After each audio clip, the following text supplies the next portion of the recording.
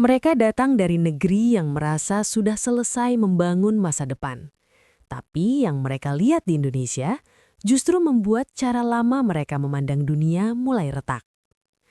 Ada satu jenis kesombongan yang paling sulit dilawan. Bukan kesombongan yang berteriak, bukan yang menunjuk-nunjuk, bukan yang terang-terangan meremehkan, tapi kesombongan yang datang dalam bentuk paling rapi. Nada bicara yang tenang, tatapan yang terukur, senyum profesional, dan keyakinan diam-diam bahwa mereka datang dari tempat yang lebih dulu sampai. Mereka datang dari Prancis, dari negeri yang namanya sudah lama melekat pada tradisi teknik, metro, rel, kecepatan, dan peradaban transportasi yang matang. Mereka datang bukan sebagai turis, bukan pula sebagai penonton biasa. Mereka datang dengan mata seorang insinyur, mata yang terbiasa menilai sistem, membaca struktur, mengukur ritme, dan membedakan mana yang hanya tampak modern dan mana yang benar-benar hidup. Dan mungkin jauh di dalam hati mereka, ada satu keyakinan yang mereka bawa sejak awal. Indonesia akan menarik, Indonesia akan besar, Indonesia akan sibuk, Indonesia akan penuh potensi. Tapi Indonesia belum akan benar-benar membuat mereka terdiam. Karena selama ini, itulah posisi Indonesia di banyak kepala dunia luar. Negara besar, ya. Penting, ya. Menjanjikan, tentu. Tapi tetap dianggap sebagai negeri yang sedang mengejar, sedang belajar, sedang membangun, sedang mencoba menyusul standar yang sudah lebih dulu ditentukan pihak lain. Lalu mereka datang. Lalu mereka melihat. Dan perlahan satu demi satu, asumsi itu mulai kehilangan pijakan. Bukan karena Indonesia tampak sempurna, bukan karena semua persoalannya hilang, bukan karena kota-kotanya tiba-tiba menjadi tanpa beban, tanpa macet, tanpa kekacauan, tanpa luka lama yang menempel pada pertumbuhannya. Justru sebaliknya, yang membuat pemandangan ini begitu mengguncang adalah kenyataan bahwa Indonesia masih membawa semua tekanannya. Kepadatan, kompleksitas, friksi, tantangan urban, kebutuhan yang meledak, dan sejarah panjang problem mobilitas, tetapi di tengah semua itu sistemnya mulai hidup. Bukan hidup di atas kertas, bukan hidup di presentasi, bukan hidup di pidato resmi, tapi hidup di arus manusia, di stasiun yang benar-benar dipakai, di bus yang benar-benar mengangkut, di perpindahan yang mulai masuk akal, di ritme kota yang perlahan berhenti bergerak secara liar, lalu mulai belajar berbicara dalam bahasa sistem. Dan bagi seorang insinyur, tidak ada kejutan yang lebih mengganggu dari itu. Karena bangunan megah bisa dibuat, simbol modernitas bisa dibeli, teknologi bisa diimpor, tapi kepercayaan publik, kebiasaan baru, sistem yang benar-benar dipakai dan mulai menjadi bagian dari hidup kota, itu tidak bisa dipalsukan. Di titik inilah cerita ini menjadi jauh lebih besar daripada sekedar orang asing kagum pada Indonesia. Tidak, itu terlalu dangkal. Yang terjadi di sini lebih dalam, lebih sunyi, dan lebih brutal. Ini adalah cerita tentang runtuhnya cara pandang lama, tentang sekelompok orang dari dunia yang merasa sangat paham masa depan transportasi, lalu dipaksa melihat bahwa masa depan itu tidak lagi lahir hanya dari tempat-tempat yang selama ini merasa paling maju. Karena Indonesia tidak sedang meminta izin untuk dianggap modern. Indonesia tidak sedang menunggu pengakuan untuk dianggap layak diperhitungkan. Indonesia sedang melakukan sesuatu yang jauh lebih berbahaya bagi prasangka dunia. Indonesia sedang berubah di depan mata mereka, dan perubahan itu sudah terlalu nyata untuk diperlakukan sebagai kebetulan. Mereka datang mungkin dengan niat melihat peluang. Mereka datang mungkin dengan rasa ingin membandingkan. Mereka datang mungkin dengan naluri untuk menilai. Tapi yang akan mereka hadapi sesudah ini bukan cuma jaringan transportasi, bukan cuma kota besar, bukan cuma proyek-proyek ambisius. Yang akan mereka hadapi adalah satu kenyataan yang jauh lebih berat. Indonesia ternyata tidak sedang belajar menjadi masa depan. Indonesia sedang mulai menegosiasikan bentuk masa depan itu sendiri. Dan bagi siapapun yang terlalu lama memandang Indonesia dengan ukuran lama, itulah awal dari keguncangan yang sebenarnya. Mereka datang dengan satu kesalahan besar. Kesalahan pertama mereka bukan soal hitungan teknik, tapi soal cara memandang Indonesia. Mereka datang dari Prancis dengan cara berjalan yang tenang, wajah profesional, dan bahasa tubuh yang sangat terlatih. Tidak ada tawa meremehkan, tidak ada ucapan sombong yang vulgar. Semuanya rapi, sopan, terukur. Tapi justru disitulah letak masalahnya. Karena kadang, bentuk superioritas yang paling kuat bukanlah penghinaan yang diucapkan keras-keras. Superioritas paling kuat adalah keyakinan diam-diam bahwa kita datang dari sistem yang lebih matang, lebih mapan, lebih selesai, lalu tanpa sadar merasa kita akan melihat negara lain sebagai versi yang masih mengejar. Dan itulah kesalahan pertama mereka saat menatap Indonesia. Di kepala mereka, Indonesia mungkin tampak seperti paradoks besar. Negara raksasa, penduduknya banyak, kotanya padat, energinya liar, pertumbuhannya cepat, tapi infrastrukturnya, dalam bayangan lama, masih dianggap belum sungguh-sungguh menyatu. Mereka mungkin datang dengan asumsi bahwa yang akan mereka lihat adalah proyek-proyek ambisius yang bagus di presentasi, indah di foto, besar di pidato, tetapi belum sepenuhnya hidup sebagai sistem. Mereka datang dengan prasangka yang sangat umum dipakai dunia luar saat menilai negara berkembang, menjanjikan, menarik, potensial, tetapi belum matang. Dan untuk beberapa menit pertama, mungkin mereka masih memegang asumsi itu dengan nyaman. Namun, Indonesia bukan tipe tempat yang runtuh hanya karena dinilai dengan tatapan lama. Indonesia justru berbahaya bagi siapapun yang datang membawa ukuran usang. Karena negeri ini tidak selalu mematahkan prasangka dengan cara dramatis. Kadang, ia menghancurkannya perlahan. Satu koridor, satu stasiun, satu arus manusia, satu integrasi, satu keputusan kota yang tidak lagi terasa seperti eksperimen. Prancis mungkin datang membawa pengalaman puluhan tahun dalam tradisi transportasi modern. Tapi Jakarta menyambut mereka bukan dengan upacara, melainkan dengan realitas yang jauh lebih memukul. Kehidupan kota yang sudah mulai bergerak dengan logika baru. Mereka mungkin masih bisa mempertahankan ekspresi netral. Mereka masih bisa tetap profesional, masih bisa mengangguk pelan, masih bisa menyimpan komentar. Tetapi sejak titik itu, sebenarnya pertarungan sudah dimulai. Bukan pertarungan antara Indonesia dan Prancis, bukan pula antara Asia dan Eropa. Ini adalah pertarungan antara cara lama melihat Indonesia melawan realitas Indonesia yang sudah berubah lebih jauh dari yang mereka duga. Dan hal paling menyakitkan dari semua itu adalah mereka tidak sedang melihat negeri yang sempurna. Mereka justru sedang melihat negeri yang masih penuh tekanan, masih penuh kekurangan, tapi diam-diam telah melangkah cukup jauh untuk membuat asumsi lama terlihat memalukan. Disitulah fondasi cerita ini berdiri. Mereka datang bukan dengan kesalahan data, mereka datang dengan kesalahan sudut pandang. Dan kesalahan itu akan segera menghantam balik mereka jauh lebih keras daripada yang mereka bayangkan. Jakarta tidak menyambut mereka dengan keindahan, tapi dengan kompleksitas. Yang membuat insinyur sejati gugup bukan kemewahan, tapi kompleksitas yang berhasil ditaklukkan. Jakarta bukan kota yang langsung membuat orang jatuh cinta pada pandangan pertama karena keteraturan visualnya. Ia bukan kota yang menawarkan kenyamanan instan kepada orang luar. Ia tidak datang dengan kesan tenang, steril, dan mudah dibaca.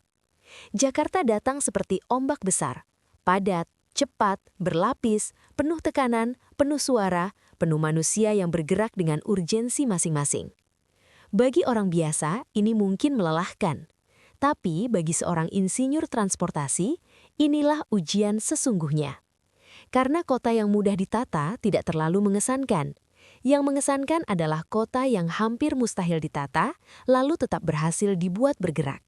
Dan itulah yang perlahan mulai mereka rasakan. Yang mereka hadapi bukan sekedar lalu lintas, bukan sekedar jalan padat, bukan sekedar kepadatan penduduk.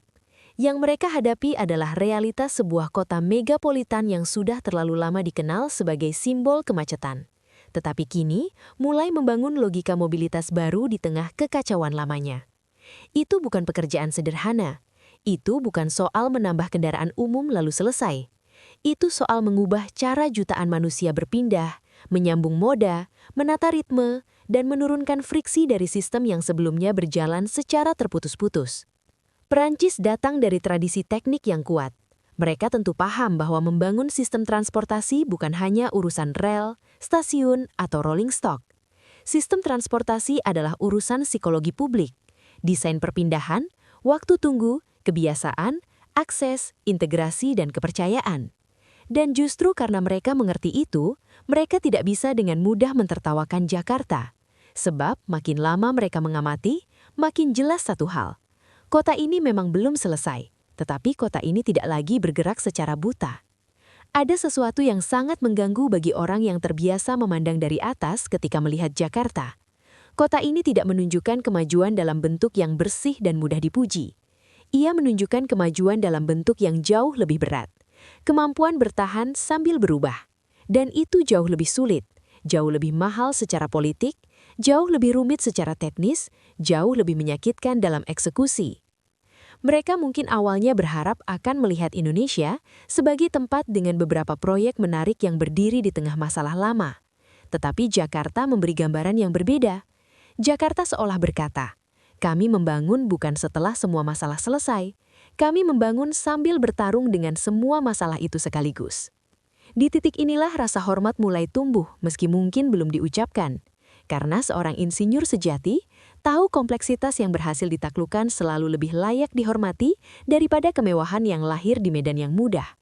Dan Jakarta adalah kota yang memaksa siapapun untuk mengakui satu hal penting. Kalau sistem mulai hidup di sini, maka itu bukan kemenangan kecil. Itu adalah bukti kapasitas yang sesungguhnya. MRT bukan lagi proyek pameran. Di titik ini, mereka mulai sadar, ini bukan infrastruktur yang dibuat untuk difoto. Ini dibuat untuk dipakai. Pada banyak negara yang sedang bertumbuh, proyek transportasi modern kadang jatuh ke jebakan yang sama. Tampil megah saat diresmikan, terlihat canggih di layar, terasa membanggakan di pidato, tetapi belum sepenuhnya menjadi bagian dari kehidupan sehari-hari. Banyak yang bisa membangun simbol, tidak banyak yang bisa membangun kebiasaan. Dan mungkin, jauh di dalam kepala mereka, itulah salah satu dugaan awal terhadap Indonesia. Bahwa mungkin yang mereka lihat akan cukup bagus untuk dipresentasikan, cukup modern untuk dibanggakan, tetapi belum cukup kuat untuk benar-benar mengubah cara kota bergerak. Namun saat mereka menatap MRT Jakarta, yang perlahan memukul mereka bukan hanya bentuk infrastrukturnya. Yang lebih menghantam adalah fakta bahwa sistem ini tidak terasa seperti pajangan. Ia terasa seperti sesuatu yang telah mulai diterima oleh kota. Ada perbedaan besar antara proyek yang masih menjadi kebanggaan pemerintah dan proyek yang sudah menjadi bagian dari rutinitas manusia biasa. Banyak yang bisa membangun simbol, tidak banyak yang bisa membangun kebiasaan. Dan mungkin, jauh di dalam kepala mereka, itulah salah satu dugaan awal terhadap Indonesia. Bahwa mungkin yang mereka lihat akan cukup bagus untuk dipresentasikan, cukup modern untuk dibanggakan, tetapi belum cukup kuat untuk benar-benar mengubah cara kota bergerak. Namun saat mereka menatap MRT Jakarta, yang perlahan memukul mereka bukan hanya bentuk infrastrukturnya. Yang lebih menghantam adalah fakta bahwa sistem ini tidak terasa seperti pajangan. Ia terasa seperti sesuatu yang telah mulai diterima oleh kota. Ada perbedaan besar antara proyek yang masih menjadi kebanggaan pemerintah dan proyek yang sudah menjadi bagian dari rutinitas manusia biasa. Ketika sebuah sistem mulai dipakai tanpa banyak seremoni, ketika orang masuk dan keluar stasiun bukan untuk merayakan modernitas, melainkan karena itu memang cara paling logis untuk bergerak, disitulah proyek itu naik kelas. Ia berhenti menjadi simbol. Ia berubah menjadi kebiasaan. Dan kebiasaan publik jauh lebih sulit dibangun daripada beton. Kepercayaan jauh lebih mahal daripada baja. Orang bisa kagum sekali dua kali, tapi mereka hanya akan kembali setiap hari jika sistemnya masuk akal, nyaman, tepat waktu, bisa diandalkan, dan perlahan terasa milik mereka. Itu yang sangat penting. Karena bagi insinyur berpengalaman, ukuran keberhasilan bukan semata kemampuan membangun, melainkan kemampuan membuat masyarakat rela mengubah perilaku. Di titik inilah ekspresi mereka mulai berubah. Bukan karena terkejut melihat sesuatu yang glamor. Justru sebaliknya. Mereka mulai melihat sesuatu yang lebih matang. Indonesia tidak sedang berkata, "Lihat, kami juga bisa punya MRT." Indonesia mulai berkata, "Lihat, kota kami sedang belajar menjadikan ini bagian dari hidup." Kalimat kedua jauh lebih kuat, jauh lebih berbahaya bagi prasangka lama. Sebab kalau sebuah negara sudah mulai mengunci perubahan perilaku mobilitas, maka ia tidak lagi bisa dikecilkan sebagai sekedar negara yang membangun demi citra. Ia sedang membangun arah baru. Dan disitulah bab ini menjadi penting. Karena bagi penonton, momen emosionalnya bukan pada kemegahan rel atau kebersihan stasiun. Momen emosionalnya adalah ketika para tamu dari negeri transportasi mapan perlahan menyadari bahwa mereka tidak sedang melihat percobaan, melainkan denyut kota yang sedang tumbuh. MRT bukan lagi proyek pamflet. MRT bukan lagi dekorasi modern. MRT mulai menjadi bahasa baru yang dipakai Jakarta untuk berbicara tentang masa depannya. Dan bagi siapapun yang datang dengan asumsi bahwa Indonesia masih terlalu dini untuk sampai ke tahap itu, kenyataan ini terasa seperti tamparan yang sangat sunyi tapi sangat keras. Tambahannya bukan hanya rel, tapi rasa percaya. Transportasi modern bukan menang saat dibangun. Ia menang saat orang rela mengubah kebiasaannya. Banyak orang mengira kemenangan sebuah sistem transportasi terjadi pada hari peresmian. Saat pita dipotong, saat kamera menyala, saat pejabat berpidato, saat foto pertama menyebar dan dunia mengangguk kagum. Padahal bagi kota besar, itu baru permulaan yang paling mudah. Bagian tersulit justru datang sesudahnya. Apakah masyarakat akan percaya? Apakah mereka mau mengubah rute harian mereka? Apakah mereka mau meninggalkan cara lama? Apakah mereka merasa sistem itu layak diandalkan? Atau hanya indah di atas kertas? Dan pertanyaan-pertanyaan itulah yang diam-diam menjadikan Indonesia lebih kuat dari bayangan banyak orang luar. Karena perubahan mobilitas bukan sekedar proyek teknis. Ia adalah negosiasi panjang dengan jutaan kebiasaan. Orang tidak begitu saja berpindah moda hanya karena pemerintah menginginkannya. Mereka pindah jika waktunya masuk akal, jika transisinya mudah, jika ongkosnya terasa adil, jika pengalaman berpindah dari satu titik ke titik lain tidak menguras energi mental. Itulah sebabnya rasa percaya adalah fondasi paling mahal dalam seluruh ekosistem transportasi. Saat tamu-tamu itu mengamati lebih jauh, mereka mulai menangkap bahwa Indonesia tidak hanya menambah jalur atau kendaraan. Indonesia sedang berusaha mengurangi hambatan-hambatan kecil yang selama ini membuat publik enggan berpindah. Hambatan itu kadang terlihat sepele, tarif yang membingungkan, perpindahan yang merepotkan, koneksi antar moda yang tidak terasa mulus, atau pengalaman yang terlalu memecah konsentrasi. Tapi justru friksi-friksi kecil itulah yang sering membunuh sistem besar. Dan ketika sebuah kota mulai serius menurunkan friksi, itu pertanda bahwa kota tersebut tidak lagi berpikir sektoral. Ia mulai berpikir sebagai satu organisme. Disinilah mereka mulai benar-benar diam. Karena insinyur transportasi tahu, kepercayaan publik bukan hasil propaganda. Ia lahir dari repetisi pengalaman baik. 1 hari tepat waktu, 1 minggu lancar, 1 bulan tanpa drama berarti. Lalu perlahan, sistem itu tidak lagi terasa asing. Ia mulai terasa normal. Dan saat sesuatu yang dulu dianggap modern berubah menjadi normal, disitulah kota mulai benar-benar berubah. Indonesia mungkin belum sempurna. Masih banyak pekerjaan. Masih banyak simpul yang harus dirapikan. Masih banyak jalan panjang yang menanti. Tetapi justru itulah yang membuat kemajuan ini terasa besar. Karena yang tumbuh bukan ilusi bahwa semua sudah selesai, melainkan kepercayaan bahwa arah baru ini layak diteruskan. Dan rasa percaya semacam itu tidak bisa dibeli dengan slogan. Bagi para tamu dari Prancis, inilah momen ketika mereka sadar bahwa Indonesia tidak hanya membangun benda. Indonesia sedang membangun perilaku, sedang membangun kebiasaan, sedang membangun hubungan baru antara kota dan warganya. Dan jika hubungan itu berhasil diperkuat, maka rel, stasiun, bis, dan jaringan hanyalah permukaan dari sesuatu yang jauh lebih besar. Lahirnya keyakinan bahwa kota ini memang bisa bergerak dengan cara yang lebih dewasa daripada yang selama ini dibayangkan dunia. Lalu datang tamparan paling diam. Transjakarta. Kereta bisa jadi simbol, tapi bus yang mengangkut puluhan juta orang? Itu bukti kekuatan yang lebih brutal. Bila kereta cepat adalah simbol ambisi dan MRT adalah simbol modernitas yang mulai matang, maka Transjakarta adalah bukti paling telanjang bahwa Indonesia sanggup mengelola realitas. Karena pada akhirnya kota besar tidak hanya bergerak lewat proyek yang fotogenik, kota besar bergerak lewat sistem yang setiap hari memikul berat manusia dalam jumlah masif, berulang, tanpa tepuk tangan. Dan seringkali, justru sistem seperti itulah yang paling diremehkan oleh orang luar.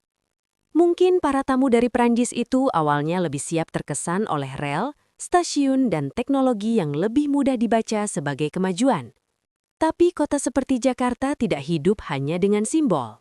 Kota seperti Jakarta bertahan karena ada jaringan yang mau melakukan pekerjaan paling berat. Mengangkut manusia dalam skala brutal, terus-menerus di tengah tekanan lalu lintas, waktu, kepadatan, dan ekspektasi yang tidak pernah berhenti. Disitulah Transjakarta muncul bukan sebagai pelengkap, melainkan sebagai tulang punggung yang memalukan bagi siapapun yang masih berpikir bahwa Indonesia baru kuat dalam potensi, tapi lemah dalam eksekusi. Karena mengelola bus massal bukan pekerjaan romantis, ia tidak semewah kereta cepat, ia tidak sebersih narasi high-tech, tapi justru karena itulah, ia adalah ujian kemampuan kota yang paling jujur. Bus akan segera menunjukkan apakah sebuah kota benar-benar serius atau hanya pandai menjual mimpi.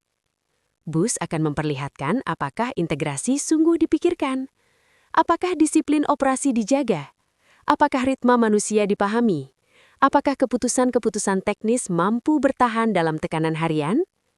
Dan saat angka-angka besar penumpang muncul dari sistem seperti ini, itu berarti satu hal. Ada kapasitas manajerial, operasional, dan politik yang bekerja di balik layar. Bagi insinyur yang terbiasa melihat sistem-sistem mapan Eropa, inilah tamparan paling sunyi. Karena bus network raksasa yang benar-benar dipakai publik dalam skala besar tidak bisa diciptakan lewat pencitraan. Ia hanya bisa lahir dari kedisiplinan yang dibangun pelan-pelan, keputusan yang konsisten, dan keberanian mengelola kekacauan menjadi aliran yang lebih masuk akal. Dan Jakarta, dengan segala kekurangannya, mulai menunjukkan bahwa ia memiliki semua unsur itu. Mungkin mereka tidak langsung mengucapkan kekaguman. Mungkin mereka tetap menjaga nada profesional. Tapi di dalam kepala mereka, sesuatu telah bergeser.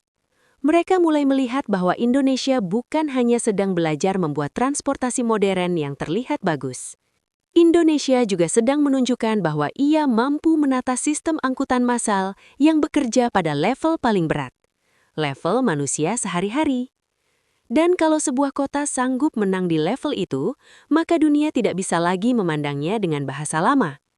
Karena di balik kebisingan halte, koridor, dan arus penumpang, ada pesan yang sangat jelas. Indonesia tidak hanya sedang membangun masa depan untuk dipajang. Indonesia sedang mengelola kenyataan untuk menang. Indonesia tiba-tiba berhenti terlihat seperti proyek berkembang. Disinilah bahasa tubuh mereka berubah. Indonesia tidak lagi terlihat seperti murid.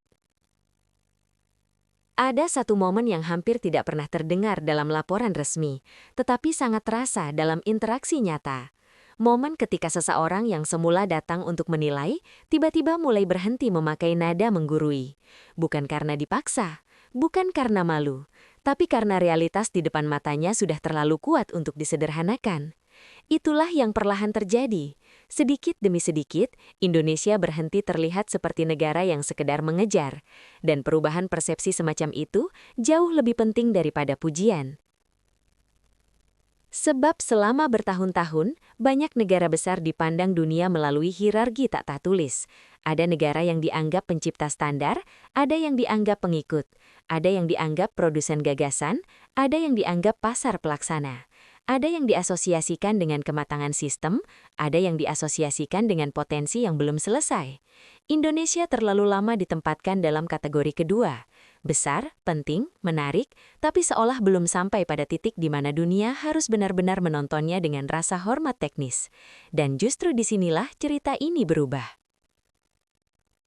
Mereka datang mungkin dengan pola pikir yang sangat halus, bahwa Indonesia masih berada di fase belajar. Tetapi setelah melihat bagaimana berbagai moda mulai beroperasi, terkoneksi, dipakai dan diterjemahkan ke dalam kehidupan urban, pola pikir itu mulai goyah. Sebab negara yang hanya belajar biasanya masih terlihat ragu-ragu.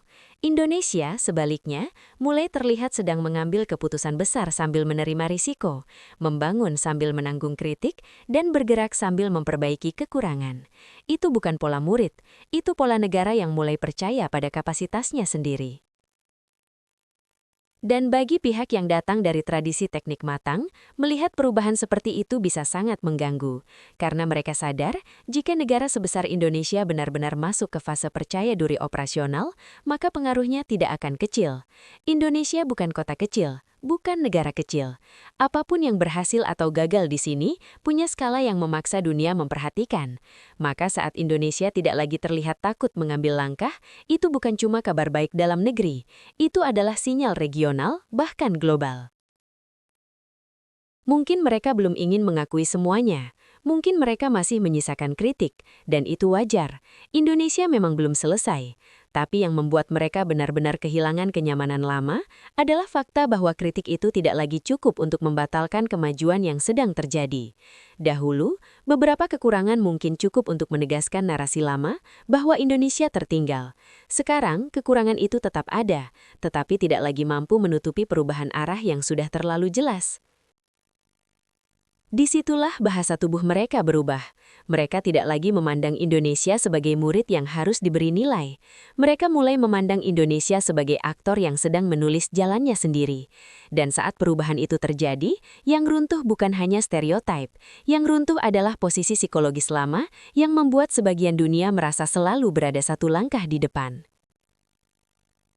Wush, menghancurkan kalimat lama itu.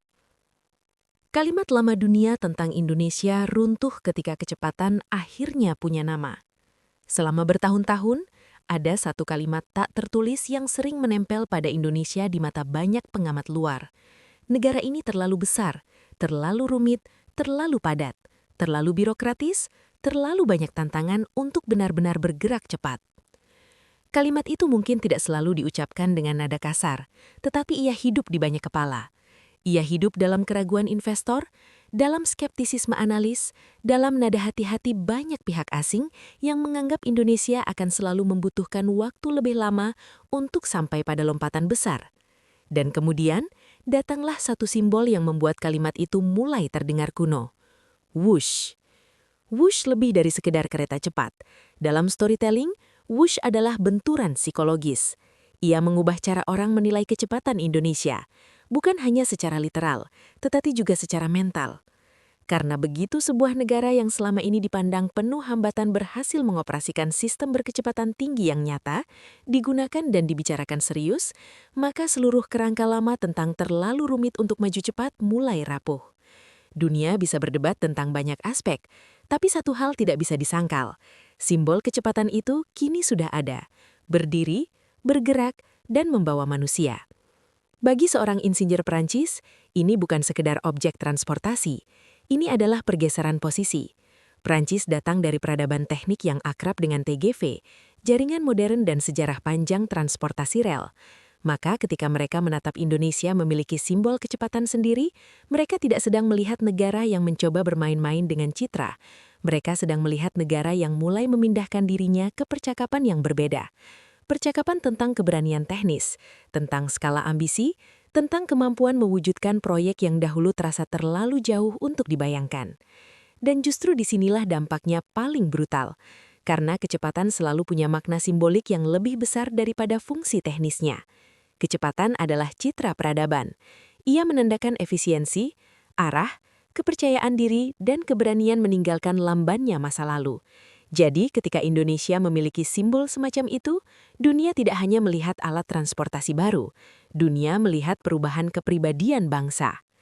Mungkin beberapa orang masih mencoba mengecilkannya sebagai proyek tertentu, sebagai kasus khusus, sebagai hasil dari kondisi spesifik. Tapi dalam narasi besar, semua itu tidak cukup, sebab simbol sudah terlanjur lahir, dan simbol yang berhasil hidup akan terus mengubah persepsi lebih lama daripada debat teknis apapun. Itulah sebabnya wush sangat penting dalam cerita ini. Ia menghancurkan satu kalimat lama tanpa harus berdebat panjang. Ia hanya perlu beroperasi, hanya perlu hadir, hanya perlu membuktikan bahwa Indonesia tidak lagi cocok dijelaskan sebagai negara yang selalu lambat, selalu tertunda, selalu tertinggal dalam keberanian. Ketika kecepatan akhirnya punya nama di Indonesia, yang runtuh bukan sekedar keraguan teknis. Yang runtuh adalah kenyamanan banyak pihak asing dalam memandang Indonesia sebagai negeri yang besar, tapi selalu bergerak setengah hati. Prancis tidak kalah, tapi dipaksa mengakui sesuatu. Yang paling menyakitkan bukan saat kalah, tapi saat sadar selama ini menilai lawan terlalu rendah. Salah satu kesalahan terbesar dalam storytelling geopolitik atau infrastruktur adalah membuat lawan terlalu dangkal. Jika Prancis digambarkan hanya sebagai pihak yang sombong lalu kalah telak, cerita ini justru akan kehilangan bobotnya. Karena Prancis bukan negara sembarangan dalam dunia transportasi. Mereka punya sejarah, tradisi teknik, dan legitimasi yang nyata.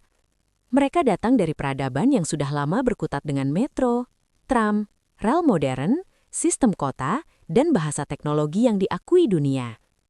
Justru karena itulah, ketika sosok-sosok dari latar seperti itu mulai memandang Indonesia dengan rasa hormat yang berbeda, nilai emosionalnya menjadi jauh lebih besar. Ini bukan cerita tentang Prancis dipermalukan. Ini cerita tentang Prancis dipaksa mengoreksi sesuatu yang lebih mahal daripada gengsi, cara berpikir mereka sendiri. Dan bagi siapapun yang terbiasa berada di posisi produsen standar, koreksi semacam itu tidak pernah mudah. Karena selama ini, banyak negara besar datang ke negara berkembang dengan kerangka batin yang sama. Kami paham sistemnya, kami tahu levelnya, kami bisa membaca tantangannya, kami bisa menebak batasnya. Tapi Indonesia membuat kerangka itu goyah, bukan dengan kesempurnaan, bukan dengan keajaiban tunggal, melainkan dengan akumulasi sinyal yang tidak bisa lagi diabaikan. Mereka melihat sebuah negara yang memang masih memiliki masalah, tapi masalah-masalah itu tidak lagi cukup untuk menurunkan Indonesia ke posisi lama sebagai objek penilaian sepihak. Yang muncul justru kebalikan, Indonesia mulai terlihat sebagai mitra yang harus dibaca ulang. Sebagai medan pengembangan yang serius, sebagai ruang di mana solusi tidak bisa sekadar diturunkan dari atas, melainkan harus dinegosiasikan dengan realitas yang sangat hidup. Dan bagi insinyur yang berpikir serius, itu justru memancing rasa hormat. Pengakuan paling kuat memang jarang lahir dalam bentuk pujian bombastis.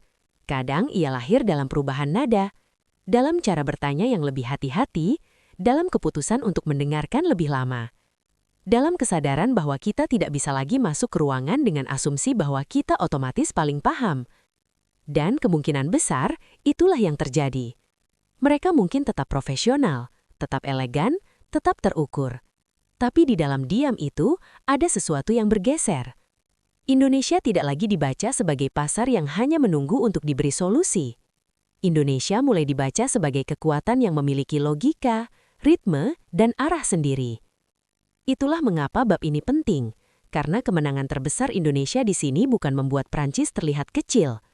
Kemenangan terbesarnya adalah memaksa pihak yang sangat berpengalaman untuk berkata, setidaknya di dalam hati, kami salah menilai skala perubahan yang sedang terjadi di sini. Dan dalam dunia yang penuh ego teknis, pengakuan diam semacam itu seringkali lebih berharga daripada tepuk tangan terbuka. Yang meruntuhkan mereka bukan kemegahan, tapi arah. Mereka akhirnya sadar, yang menakutkan bukan posisi Indonesia hari ini, tapi kemana arahnya. Ada banyak negara yang bisa membuat dunia terkesan sesaat, membangun satu proyek besar, menggelar satu simbol kemajuan, menyalakan sorotan media. Lalu beberapa tahun kemudian, gaungnya meredup karena tidak ada kesinambungan. Itu sebabnya para profesional sejati tidak gampang tertipu oleh pertunjukan. Mereka selalu mencari satu hal yang lebih penting dari kemegahan, arah. Sebab arah menentukan apakah sebuah negara hanya sedang bersinar sesaat atau benar-benar sedang bergerak menuju fase baru yang lebih besar. Dan disinilah Indonesia mulai terasa mengganggu bagi pandangan lama Eropa. Karena yang mereka lihat bukan hanya kumpulan proyek yang berdiri sendiri. Yang mereka lihat adalah pola. Urban Rail mulai hidup. Bus massal bekerja pada skala yang serius. Integrasi perlahan bergerak. Simbol kecepatan sudah hadir. Kolaborasi internasional tetap berjalan. Yang paling penting, publik mulai menunjukkan tanda-tanda kepercayaan. Semua itu bila dilihat satu-satu, mungkin masih bisa dikecilkan. Tapi jika dilihat sebagai rangkaian, pesannya menjadi jauh lebih kuat. Indonesia punya arah. Arah adalah hal yang paling sulit dipalsukan. Ia terlihat dari konsistensi keputusan, dari keberanian melanjutkan, dari kemauan membenahi, dari kesediaan menanggung kritik sambil tetap bergerak. Dan bagi pihak luar yang terbiasa melihat Indonesia sebagai negeri yang selalu sibuk tetapi lambat bertransformasi, arah semacam ini sangat mengganggu. Karena arah berarti perubahan tidak lagi bersifat kebetulan. Ia mulai bersifat struktural. Mereka mungkin masih bisa mengatakan Indonesia belum setara dengan pusat-pusat transportasi dunia. Dan mungkin secara banyak aspek itu benar. Tapi itu bukan lagi poin terpenting. Yang lebih penting adalah bahwa Indonesia sudah keluar dari kotak lama sebagai negara besar yang potensinya selalu lebih besar daripada realisasinya. Kini, realisasi itu mulai menumpuk. Belum sempurna, tapi nyata. Belum final, tapi tak terbantahkan. Dan saat realisasi mulai muncul berlapis-lapis, pihak luar akan mengalami kegelisahan yang khas. Mereka menyadari bahwa yang mereka hadapi bukan hanya capaian hari ini. Mereka sedang melihat lintasan masa depan. Dan lintasan itu berbahaya bagi siapapun yang terlalu lama merasa nyaman menempatkan Indonesia satu tingkat di bawah. Karena bila arah ini terus bertahan, Indonesia tidak hanya akan menjadi pasar yang terus tumbuh. Indonesia akan menjadi referensi baru tentang bagaimana kota-kota sulit, padat, dan kompleks dapat bertransformasi dengan cara mereka sendiri. Itulah yang membuat bab ini begitu penting secara emosional. Mereka tidak runtuh karena terpukau pada satu momen. Mereka runtuh karena akhirnya sadar bahwa yang mereka anggap sebagai pengecualian ternyata bisa jadi awal pola baru. Dan saat seseorang melihat arah sebuah bangsa berubah, rasa kagetnya jauh lebih dalam daripada sekedar kagum pada bangunan megah. Akhirnya mereka tidak lagi melihat Indonesia sebagai pasar, tapi sebagai kekuatan. Dan di titik ini, semuanya berubah. Indonesia tak lagi terlihat sebagai tempat menjual teknologi, tapi tempat masa depan sedang dinegosiasikan. Pada awalnya, banyak negara besar memandang Indonesia dengan lensa yang cukup sederhana. Pasar besar, penduduk besar, kebutuhan besar, potensi luar biasa. Tempat yang menjanjikan bagi investasi, ekspansi, penjualan, dan pertumbuhan. Semua itu benar, tapi semua itu juga berbahaya jika menjadi satu-satunya cara melihat Indonesia. Karena saat sebuah negeri hanya dibaca sebagai pasar, ia diposisikan sebagai penerima, sebagai tempat teknologi masuk, bukan tempat masa depan ikut dibentuk. Dan itulah posisi lama yang perlahan mulai ditinggalkan Indonesia. Setelah melihat sendiri bagaimana transportasi Indonesia berkembang dalam kompleksitas yang brutal, mereka tidak lagi bisa mempertahankan pandangan sesederhana itu. Sebab, pasar tidak memaksa dunia mengoreksi persepsinya. Pasar hanya menarik perhatian. Yang memaksa koreksi adalah kekuatan. Kekuatan tidak selalu berarti sempurna, dan tidak selalu berarti dominan. Kadang, kekuatan hanya berarti satu hal. Sebuah negara sudah terlalu penting, terlalu besar, dan terlalu bergerak untuk terus diperlakukan sebagai penonton dalam percakapan masa depan. Indonesia mulai masuk ke ruang itu, bukan karena semua persoalannya hilang, bukan karena infrastrukturnya tanpa celah, melainkan karena skala tantangannya, keberanian transformasinya, dan akumulasi kemajuannya membuat dunia tak punya pilihan selain memandang lebih serius.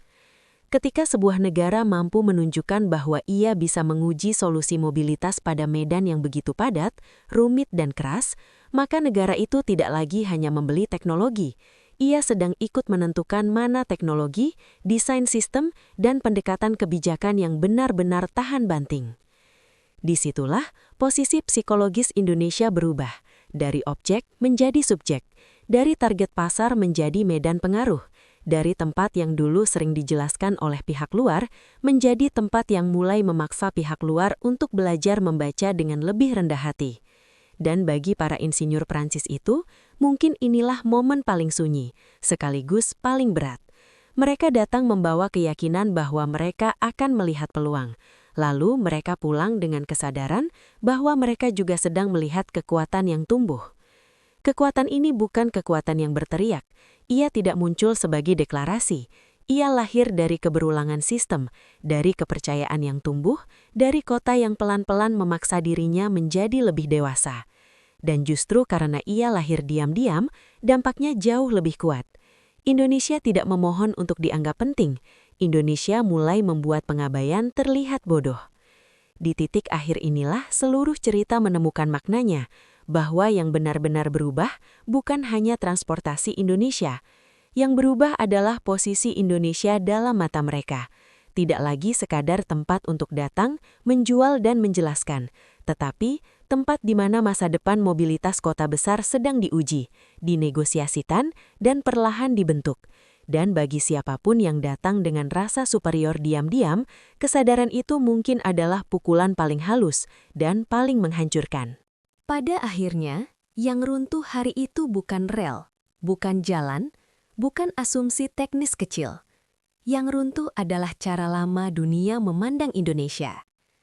Pada akhirnya, cerita ini bukan tentang Prancis yang kalah. Dan justru karena itulah, cerita ini terasa lebih kuat. Karena kalau ini hanya soal siapa lebih hebat, siapa lebih maju, siapa lebih dulu, maka semuanya akan berakhir sebagai perbandingan biasa. Sebuah pertarungan dangkal yang hanya memuaskan ego penonton beberapa menit, lalu hilang tanpa bekas. Tapi ini bukan itu. Ini adalah cerita tentang sesuatu yang lebih mahal dari kemenangan. Koreksi cara pandang. Koreksi bahwa Indonesia terlalu lama dibaca dengan bahasa yang salah. Terlalu lama dijelaskan dengan nada yang meremehkan secara halus. Terlalu lama ditempatkan sebagai negara yang besar dalam potensi, tapi diragukan dalam eksekusi. Terlalu lama dilihat sebagai pasar, bukan sebagai kekuatan yang mampu membentuk arah. Dan mungkin itulah yang paling mengganggu mereka. Bukan karena mereka melihat Indonesia tanpa cacat. Bukan karena Indonesia tiba-tiba berubah menjadi negeri sempurna yang semua sistemnya telah selesai. Tidak. Mereka melihat semua tantangannya. Mereka melihat kepadatannya. Mereka melihat beban kotanya. Mereka melihat pekerjaan rumah yang masih panjang. Mereka melihat bahwa pertarungan ini belum selesai. Tetapi justru karena semua kekurangan itu masih ada, maka satu hal menjadi jauh lebih sulit untuk diabaikan. Jika di medan seberat ini Indonesia sudah bisa melangkah sejauh ini, maka dunia telah terlalu lama meremehkannya. Dan itulah inti emosional dari seluruh perjalanan ini. Indonesia tidak membuat mereka terdiam karena tampil tanpa celah. Indonesia membuat mereka terdiam karena di tengah kekacauan yang dulu sering dijadikan alasan untuk meragukannya, negeri ini ternyata tetap bergerak, tetap membangun, tetap menghubungkan, tetap belajar, tetap memperbaiki, tetap memaksa dirinya naik kelas. Itu yang menghantam lebih keras daripada kemewahan stasiun manapun, lebih keras daripada kecepatan kereta manapun, lebih keras daripada pidato resmi manapun. Karena dunia terbiasa memberi hormat kepada kemajuan yang lahir dari tempat yang mudah, dari kota-kota yang sudah rapi, dari sistem yang telah lama mapan, dari negara-negara yang sudah dianggap selesai. Tapi Indonesia memberi pelajaran yang lebih mengganggu, bahwa kemajuan juga bisa lahir dari tempat yang padat, berisik, sulit, dan belum selesai. Bahwa masa depan tidak selalu lahir dari kenyamanan. Kadang ia justru lahir dari tekanan yang terus dipaksa menjadi arah. Dan mungkin disitulah letak hormat yang sebenarnya. Bukan hormat karena Indonesia lebih hebat dari semua orang. Bukan hormat karena Indonesia sudah menang atas setiap persoalan. Melainkan hormat karena Indonesia telah mencapai titik di mana dunia tidak bisa lagi menilainya dengan kasihan, dengan heran setengah hati, atau dengan prasangka usang. Indonesia kini harus dilihat dengan lebih serius, dengan lebih rendah hati, dengan lebih jujur. Karena yang sedang tumbuh di sini bukan hanya infrastruktur. Yang sedang tumbuh di sini adalah kepercayaan sebuah bangsa terhadap kapasitasnya sendiri. Dan saat sebuah bangsa mulai percaya pada kapasitasnya, maka perubahan tidak lagi bergantung pada bagaimana dunia memujinya. Perubahan akan terus berjalan, bahkan saat dunia masih sibuk menyesuaikan pikirannya. Itulah sebabnya kisah ini tidak terasa seperti cerita tentang transportasi semata. Ini terasa seperti cerita tentang martabat, tentang bagaimana sebuah negeri perlahan merebut kembali haknya untuk dijelaskan dengan ukuran yang lebih adil, tentang bagaimana sebuah bangsa berhenti menunggu validasi, lalu mulai memaksa realitas berbicara atas namanya sendiri. Dan jika hari itu para insinyur Prancis pulang dengan pikiran yang lebih sunyi, dengan tatapan yang lebih berat, dengan nada yang lebih hati-hati, maka mungkin mereka pulang bukan hanya membawa catatan teknis. Mereka pulang membawa satu kesadaran yang jauh lebih besar, bahwa Indonesia bukan lagi negeri yang aman untuk diremehkan, bukan lagi tempat yang cukup dilihat sebagai pasar ramai dengan potensi besar, bukan lagi bangsa yang bisa terus dipahami memakai kalimat-kalimat lama. Karena di tengah seluruh kerumitannya, Indonesia sedang melakukan sesuatu yang sangat jarang dilakukan sebuah negara di hadapan dunia. Indonesia sedang membuktikan bahwa masa depan bisa tumbuh dari tempat yang terlalu lama dianggap belum siap. Dan mungkin yang benar-benar tidak siap sejak awal bukan para penumpang, bukan jalurnya, bukan kotanya, tapi cara lama dunia memandang Indonesia.